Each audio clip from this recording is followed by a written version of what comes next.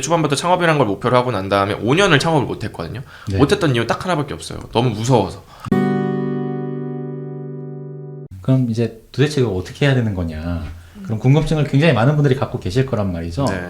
그걸 좀 A to G까지는 아니더라도 한 A to F 정도까지만 네. 썰을 좀 풀어주신다면 네. 네. 어떻게 하면 설명하면 됩니까? 좋을까요? 제가 사실 여러 번의 이제 창업을 하면서 얘기할 수 있는 사례가 되게 많잖아요. 제 그럴 스토리가 것 이제 같아요. 컨텐츠니까.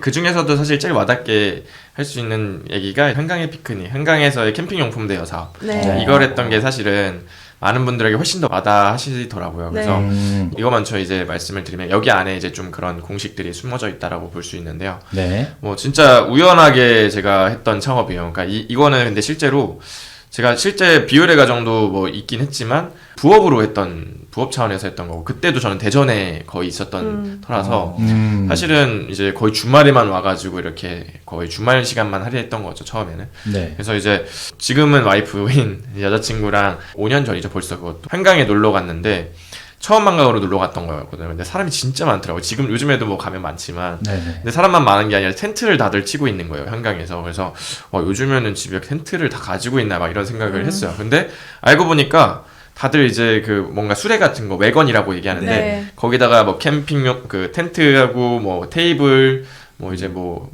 꾸미는 조명 막 이런 거 해가지고 다 어디서 끌고 오더라고. 그리고 거기에 매장명이 딱 붙어 있더라고요. 그래서 이게 집에 있는 거 가져온 게 아니라 빌린 거구나 해가지고 저희는 이제 돗자리만 피고 놀 생각이었는데 네. 남들 다 하니까 해보고 싶잖아요. 그래서 네. 그렇죠, 그렇죠. 한번 우리도 저기 매장 가가지고 빌려보자 해가지고 갔던 거예요. 근데 막 줄이 막 이렇게 서 있더라고요. 그래서 이제 줄 서가지고 딱 대여를 했어요. 한 2만 원인가 3만 원 정도 비용이었거든요. 그래서 이제 대여를 했는데 근데 이제 딱 그때 제 뒤에 사람들은 대여를 못했어요. 그 물량이 다 소진이 돼가지고 그래서 아싸 하고 이제 와이프랑 같이 한강 가가지고 텐트 치고 노는데 만족도가 되게 높은 거예요. 왜냐면은 솔직히 이제 집에서 텐트 가지고 가지고 가고 막 또 청소해야 되고 막 이런 거 너무 불편하잖아요. 근데 그쵸. 이제 그런 거 하나도 없이 그냥 딱 빌렸다가 쓸 거 쓰고 다시 또 반납하고 거기에 2만 원 나쁘지 않은 거예요 이게. 그래서 와 이거 근데 아까 줄 서 있는 것도 보면서 전 항상 이제 그런 거 보면은 이거 돈 많이 되겠다. 수요가 이런 있다. 생각을 수요가 한단 있다. 말이에요. 그래서 네. 나도 해볼까라는 생각을 그때 했던 거죠. 근데 그때 이제 딱 떠올랐던 게 아까 이제 못 빌렸던 사람들 있잖아요. 제 뒤에 줄을 섰던 사람들. 그 사람들이 딱 떠올랐는데 만약에 이 사람들이 온라인에서 미리 예약을 하고 왔으면은 그러니까 나 이거 용품 대여를 할 거고 미리 선입금 하고 가면은 제가 이제 수령해 갈게요라고 해서 예약을 하고 갔으면은 사실 그런 일이 없을 거 아니에요. 못 받는 경우들이. 그렇죠. 기다릴 필요도 없고. 그죠. 근데 이제 딱 그 생각이 들면서 그럼 온라인에서 예약할 수 있는 시스템이 있나? 검색을 바로 해봤던 거예요. 그랬더니 온라인 예약 시스템이 거의 없었어요. 그때 당시. 왜냐면 온라인 예약 시스템 안 해도 잘 됐으니까. 마감이 됐으니까 다. 네네. 그래서 이거 온라인 예약 시스템을 만들면 미리 용품을 예약하고 오려는 니즈가 많을 거다라는 가설을 하나 세웠던 거죠. 근데 그 가설의 기저가 이런 부분도 있어요. 그러니까 대부분 한강은 데이트하러 오잖아요. 대부분 또 이제 데이트하러 가려면 남성분들이 어느 정도 잘 준비를 해서 가야 갔는데 막 줄 다 서고 이제 기다렸는데 만약에 용품 대여 안 해줬다 그러면 이제 또 혼나잖아요. 우리가. 나랑 데이트하는데 이런 준비도 안 그러니까 이제 이건 남성분들이 충분히 이제 네. 이런 네. 예약을 미리 하려는 니즈가 있다. 물론 네. 여성분들도 많이 쓰겠지만.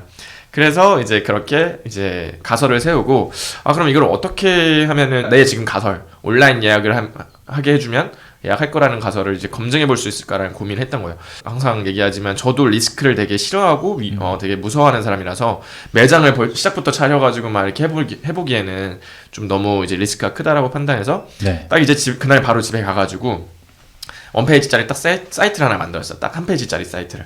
예약만 딱 가능한 시스템인데 용품 대여 선택하고 그리고 날짜 선택해가지고 예약하기 버튼 누르면 예약됐습니다 해서 얼럿 뜨고 이제 뭐 입금은 계좌번호 딱 공개해가지고 계좌번호로 하게 하는 예약 사이트를 딱 하나 만들었어요. 근데 이것도 예전에는 사실 코딩을 할 줄 모르면은 온라인 비즈니스를 하기 어려운 시대였단 말이에요. 10년 네. 전만 해도. 근데 지금은 이런 원페이지 사이트는 코딩 할 줄 몰라도 다 이제 솔루션들이 엄청 많거든요. 네. 아이맵이나 윅스나 이런. 그래서 스마트 스토어도 있고요. 그죠. 그래서 그런 형태로 딱 만들어가지고 이제 블로그에 조금 상위 노출하는 작업들을 해봤던 거죠. 기자단이나 체험단 이런 걸 써가지고 반포 한강 텐트 대여 이런 걸 검색했을 때 저희 사이트가 딱 위에 노출되게끔 이제 작업을 해봤던 거예요. 블로그 탭에서. 그랬는데 그 주에 바로 이제 한 5개 정도 예약이 들어오더라고요. 근데 그때 당시에는 제가 아예 용품이나 뭐 사업장도 없고 아무것도 없는 상태였어요. 그러니까 관건은 내가 아무것도 안 산 상태에서 웹페이지 한 페이지짜리만 만들어서 사기꾼 아니에요? 팔리는지 한번 검증만 해본 거잖아요. 그죠. 검증만 해본 거죠. 근데 이제 그다음에- 거기서 어차피 만약에 제가 딱 거기에서 그냥 끝냈다고 하면은 죄송합니다 하고 이제 연락 드렸겠죠. 근데 네. 이거는 더 해봐야겠다 해서 이제 네. 바로 용품을 5개 사서 동일한 서비스를 제공했던 거예요. 다른 매장들보다 오히려 더 좋은 서비스를 제공했죠. 왜냐면 저는 매장이 없으니까 차로 다 그냥 한강까지 갖다 줬단 말이에요. 그러니까 훨씬 더 좋은 서비스를 한 거예요. 고객님 어디 계세요? 막 잘 네, 찾아가고. 무겁게 이곳이고 하는 그 고생을 한 네. 거죠. 진짜 아빠 차 빌려가지고 이제 네네. 배달해주고 또 네. 받아오는 것도 반납하겠다고 전화 오면 가서 또 반납 받아오고 그분들 입장에서는 훨씬 더 좋았던 경험인 거고. 그쵸. 그래서 이제 제가 이제 검증하려고 했던 건 어쨌든 온라인 예약에 대한 수요가 있냐 이거였기 때문에 그 주에 5개, 그 다음 주에 10개, 막 20개, 30개 계속 늘어나더라고요. 그래서 이거는 이미 제가 가지고 있는 캠핑 그 용품의 그 개수는 이미 넘어섰고 그리고 이거 내가 지금 이것만 다 빌려줘도 월세 이상은 무조건 나오겠다라고 판단이 되는 시점에 이건 된다라고 이제 제가 확정을 하고 제가 엄청나게 위험을 무서워하는 사람임에도 불구하고 그 시점에서 이걸 안 하면 바보다라고 생각할 정도의 이제 수요가 증가하는 걸 느낀 거죠. 그래서 그런 상황에서 이제 한강 근처에 사업장을 되게 이제 작은 사업장 하나 500에 50 정도 되는 거 이런 것들을 이제 빌려서 거기다가 캠핑 용품을 채워놓고 본격적인 이제 사업화를 하기 시작해서 그게 이제 수익이 극대화되고 했던 거죠. 그래서 이게 이제 제가 많이 이제 가장 먼저 얘기해드리는 사례인데 이 과정에서 제가 했던 그 이제 완제품이라 어떻게 보면 이 사업에서의 완제품이라면 사업장 그리고 캠핑용품을 다 구비해놓고 이런 게 완제품을 만드는 거라고 볼 수 있고 네네. 저는 근데 그런 완제품을 사전에 먼저 구비해놓지 않고 시작은 포장지부터 만들었던 거죠. 포장지가 뭐냐면 딱 원페이지 랜딩 사이트를 해서 거기서 온라인 예약을 하냐 이걸 볼 수 있는 사이트를 만들어서 온라인에서 먼저 이제 세일즈를 먼저 해본 거죠. 근데 거기서 이미 사람들이 많이 수요가 들어오는 걸 확인하고 돈이 벌리는 게 확정적인 상황에서 내가 이걸 사업을 안 하면 오히려 바보다라고 생각할 수 있는 시점이었던 거고 그걸 저는 이제 미리 팔아보기라고 얘기를 해요. 포장지만 가지고 먼저 고객의 수요를 확인하는 작업을 미리 팔아보기라고 얘기를 합니다. 그래서 이 미리 팔아보기 방법론만 쓰면은 저는 진짜 리스크 없는 창업은 무조건 가능하다고 생각을 해요. 그 부분에서 좀 이건 발상의 전환이다라고 생각이 좀 많이 들었던 것 같아요. 보통의 창업하시는 분들 스타일을 보면 어쨌든 시장 조사는 하시는 것 같고 그리고 내가 자본금으로 어디를 임대할 수 있는가 사업장을 찾아보고 아이템을 구비하고 그 다음에 오픈을 한 다음에 그때 홍보를 하잖아요. 안 팔리면 망하는 거야 거기서. 맞아요. 네. 근데 반대로 먼저 홍보해서 팔아보고 그 다음에 사업장을 찾고 상품을 그때 수요에 맞게 구매하고 그러니까 되게 안정적인 창업이 되는구나. 이게 괜찮네 라는 생각이 그때 가서 좀 들었던 거거든요. 맞아요. 네. 이런 발상의 전환은 어떻게 시작하신 거예요? 일단 제가 처음 했던 학원 비즈니스가 이제 한강 픽업보다 더 많이 먼저 했었잖아요. 네네. 그거를 그렇게 똑같이 했어요. 학원도 학원도? 네. 학원이라고 하면 사실 사람들이 이거 무조건 리스크 있는 사업이다. 사업장 있어야 되고 뭐 이런 학원 이제 사업장 있어야 되니까. 네. 근데 이제 저도 이제 계속 말씀드리지만 한 5년 20대 초반부터 창업이라는 걸 목표로 하고 난 다음에 5년을 창업을 못 했거든요. 네. 못했던 이유 딱 하나밖에 없어요. 너무 무서워서.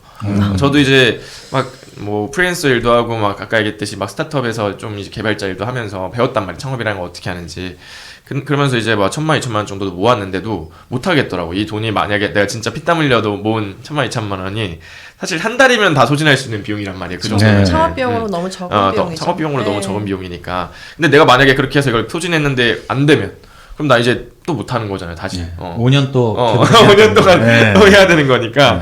그래서 그런 무서움 때문에 5년을 이제 계속 못 하다가 이제 막바지에 다다랐어요. 제가 이제 대학원을 갔던 것도 사실 저에 대한 명분이었거든요. 제가 이제 학부는 그냥 이제 서울의 중위권대학교로 갔지만 대학원은 이제 대전에 있는 카이스트 대학교를 운 좋게 되게 갔는데 석사 과정을 하는데 그래서 이제 거기서 그 대학원을 간 것도 햇빛성이었어요. 창업을 하기로 23살부터 목표를 했는데 학부 졸업할 때 되니까 너무 막 이제 압박감이 주변에는 막 다 취업해가지고 잘 애들 막 다 대기업 가고 부럽고 열등감 느껴지고 막 이런 네네. 시점이었으니까 이걸 좀만 연장하자.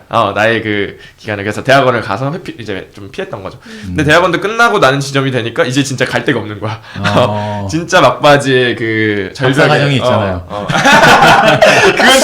그건 진짜 못하겠더라고요. 제가 그게 더 차라리 창업을 하고 말이죠. 네.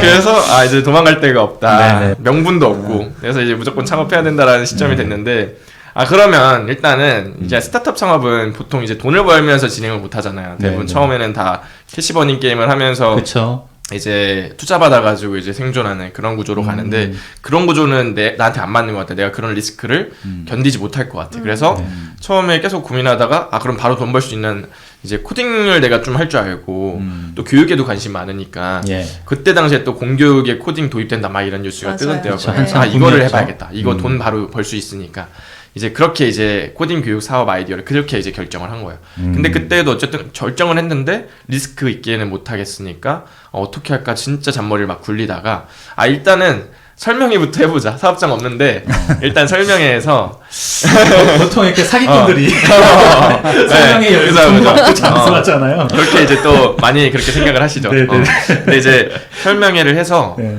이제 대치동에 이미 많은 학부모님들이 학구열 높은 그 지역에서는 이미 지금 코딩 난리다. 실제로 뭐 난리다라고 뉴스에 떴으니까. 예, 예. 그러면서 이제 설명회에서 근데 대전에는 지금 코딩 교육을 제대로 하고 있는 곳이 없다. 음. 그래서 내가 대치동에 있는 커리큘럼은 그대로 가져와서 여기서 이제 할 거다라는 설명회를 한 4번, 5번 정도를 했어요. 막 이제 아파트 밑에 가서 전단지 붙이면서 이제 모집도 하고 맘카페, 온라인 맘카페 이제 네이버 카페 이런 데 들어가가지고 이제 홍보글도 올리고 네네. 해서 이제 4-5번 정도를 해서 한 20명 정도 학부모들 대상으로 설명하고 그 다음에 전화를 해가지고 이제 물어봤던 거죠.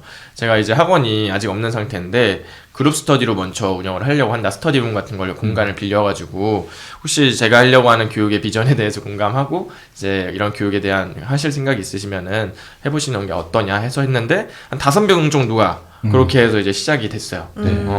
그래서 이것도 마찬가지로 사업장 하나도 없고 했지만 리스크 없게끔 제가 스타트를 할 수가 있었던 거죠. 그때 당시에 스터디룸 빌려가지고 이제 시작을 했는데 사실 요 정도만 해도 이거 수요가 어느 정도 있네. 내가 20명 대상으로 설명했는데 5명이 해? 이거 전환율 나쁘지 않은 거거든요. 사실은. 엄청 높죠. 네. 장난 근데 아니죠. 그래도 못하겠더라고요. 저는 그만큼 저는 무서워했던 거예요. 그만큼. 그래서 일단은 좀 더 한번 실제 교육을 해보면서 만족도도 느끼고 유지도 되는지 보고 또 이제 이런 것들을 해보자 했는데 한 달, 2달 동안 한 10명, 15명까지 늘어나더라고 이게. 학부모님들도 만족하고 아이들도 만족도가 높으니까 소개를 계속 시켜주시고 그러니까 이제 스터디룸 자체가 거기서 할 수 있는 규모가 안 되는 거예요. 그래서 그때서야 확신이 들었어요. 이제 이미 한 10명 넘어가는 순간부터 매출이 이제 저희가 원비가 뭐 한 20만 원 정도니까 매출이 한 뭐 200만 원 정도 10명, 15명 되니까 네. 그러니까 이제 그때 지점은 제가 사실 임대를 해도 월세는 이미 다 충당할 수 되고. 있는 매출이 나오고 있는 상황이었단 말이에요. 그래서 그때서야 이제 학원 사업장을 빌렸죠. 근데 그 학원 사업장도 진짜 원래 학원이었던 곳인데 엄청 작은 곳이었어요. 그래서 거의 3,000에 70? 막 이런 5층에 있는 그런 데를 해가지고 그것도 이제 더 리스크 없게 하려고 그렇게 해서 학원을 빌려서 바로 이제 제가 막 진짜 거기 엄청 막 그 기존에 쓰던 원장님이 막 담배를 거기 안에서 피셨는지 막 찌들 아이고야. 때가 그래서 제가 이제 다 막 거기 닦고 청소하고. 막 뭐 이런 걸 하면서 이제 진짜 그런 고생을 하면서 해서 런칭했는데 그 사업장에서 거의 6개월도 아니고 바로 또 이사를 했어요. 잘 돼가지고. 네. 그러니까 이것처럼 이제 한가인 피크닉을 했던 건 똑같은 거죠. 설명회를 하고 그룹 스터디를 하면서 미리 팔아보기를 해본 거고요. 리스크 없게끔 미리 팔아보기 해봤는데 계속 수요가 늘어나고 고객 반응도 좋아. 그래서 이건 이제 된다라는 확신이 100%는 없겠지만 99%의 확신은 들었어요. 그때 당시에. 그래서 그제서야 이제 제가 자본을 투자했던 거죠.